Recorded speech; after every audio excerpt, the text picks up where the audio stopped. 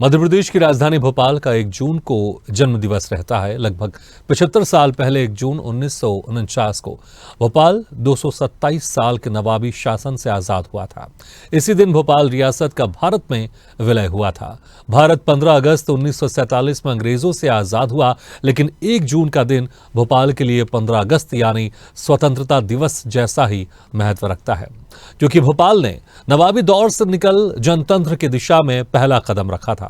भारत की आजादी के 2 साल बाद भोपाल नवाब हमीदुल्लाह की जिद से आजाद नहीं हो पाया था। देखिए हमारी खास रिपोर्ट। 1 जून को भोपाल अपना जन्मदिन मनाता है और वही 1 जून को जन्मदिन भोपाल इसलिए मनाता है क्योंकि भोपाल 15 अगस्त 1947 को भारत गणराज्य में शामिल नहीं हुआ था और इसके पीछे सबसे बड़ा कारण भोपाल का नवाब था, जिसने भोपाल को अलग देश बनाने की कोशिश की थी।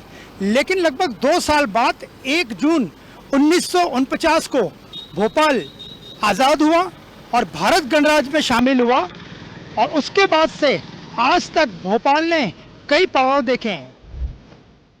भोपाल आज अपना 75वां गौरव दिवस मना रहा है। भोपाल अपनी आजादी का जश्न मना रहा है।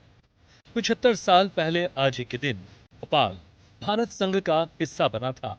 इसके बाद कई ऐसे पल इतिहास की तारीखों में दर्ज हुए जिन पर न सिर्फ भोपाली बल्कि मध्य प्रदेश के रहवासी भी हमेशा से गर्व करता आ रहा है।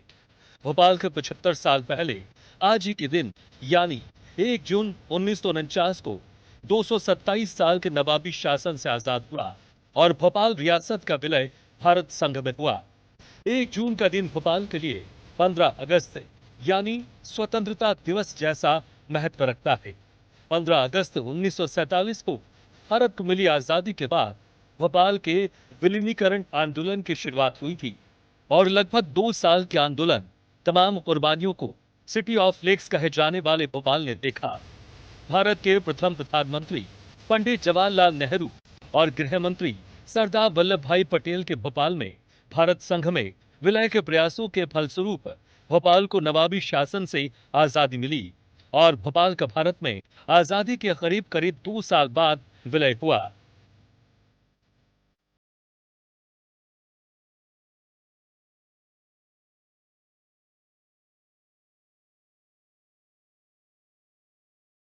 ये विलीनीकरण का एक आंदोलन था। जब भारत आज़ाद हुआ तो कुछ स्टेट ऐसे थे जिनका जो है भारत के में मर्जर वहाँ के राजाओं की सहमति से होना था। उसमें भोपाल भी एक रियासत थी।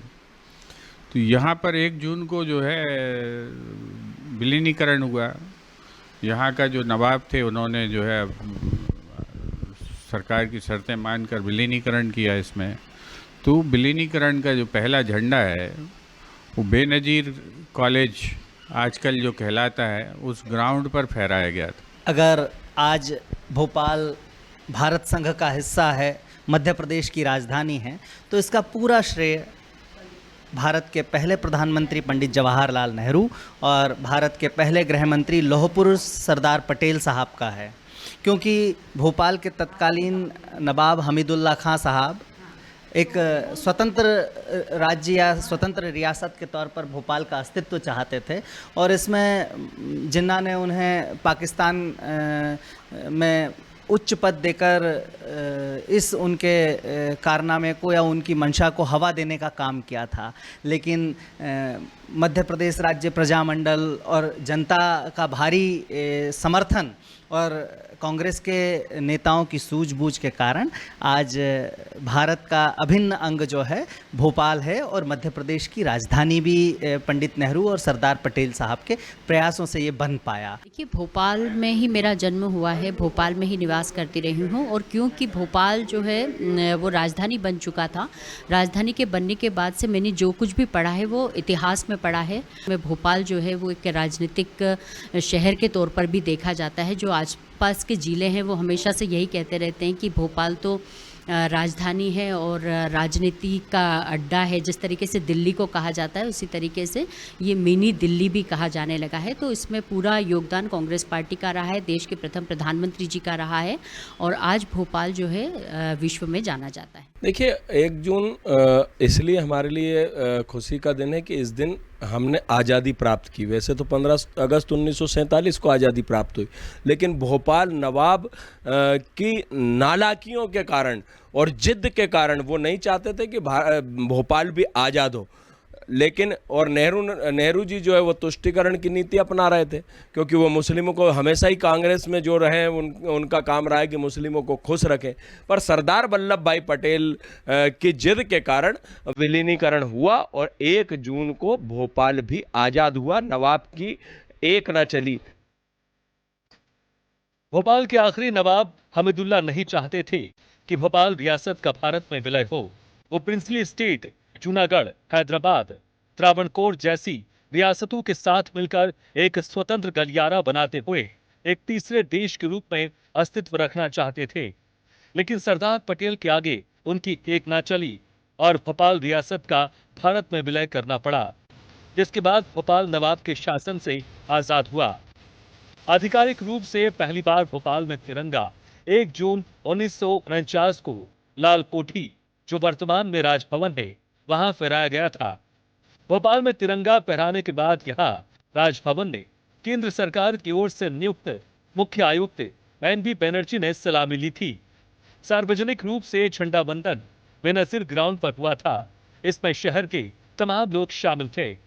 भोपाल की आजादी का जश्न बेहद सादगी से मनाया गया था और पुराने शहर के जुमेराती बाजार को 1 जून 1949 को सजाया गया था। साथ ही मिठाइयां बांटी गई थी। आज विलीनीकरण दिवस का बहुत ज़्यादा महत्व है, क्योंकि ये विलीनीकरण आज़ादी के लगभग 2.5 साल बाद हुआ 1949 में। और यदि ये विलीनीकरण नहीं होता तो आज भोपाल यानी मध्य भारत के बीच पाकिस्तान का हस्तक्षेप होता। लेकिन हमारे जितने भी क्रांतिकारी नेता थे, हिंदू महासभा के नेता थे, और जिनमें प्रमुख थे डॉक्टर शंकर दयाल शर्मा, रतन सिंह और उद्धव दास मेहता जी, इन तीनों का अथक प्रयास था कि आज भोपाल आज़ादी की सांस ले रहा है। तो मेरी नज़र में तो आज का दिन हम सब के लिए बहुत महत्वपूर्ण है। आज भोपाल के इतिहास की इबारत को लिखे गए पूरे 75 साल बीत गए हैं और 1 जून 2024 को भोपाल फिर मुस्कुराता हुआ नजर आ रहा है, जिसको लेकर हर भोपाल वासी गर्व महसूस करता है।